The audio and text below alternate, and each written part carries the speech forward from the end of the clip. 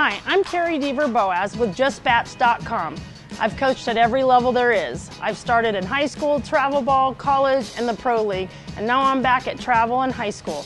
I want to talk to you about a common mistake that I see a lot of hitters, whether they're young or old, and that's this front shoulder yanking out and kind of dragging that bat. If we drag that bat through the zone, the ball exit speed is not going to be very good. And what we're trying to do is increase the ball exit speed, not so much bat speed, because I can have a slower bat speed with a greater ball exit speed if I have an efficient swing. So one of the efficiencies we need to work on is that front shoulder not yanking out, or our hands working together to stay on an efficient pathway through that ball.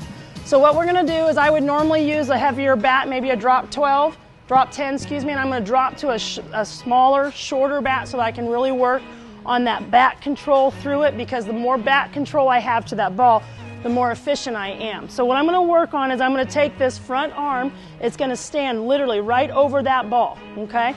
I'm going to get myself set, and I'm going to try to make sure that that front shoulder doesn't pull out. I'm going to get myself set. I'm choked up, I'm looking out, I'm going to separate, and I want that front arm to stay still as much as possible. Working on it right here, looking out, picking it up, separate, hand straight through. My hand rolled over a little in that drill, and we really want to see it stay palm up, because at contact we should be palm up, palm down. Once again, hand straight out, coming separating, looking out, separating, hand straight through. All right, let's take this drill just a little bit lower, or even for someone who really yanks that front shoulder out.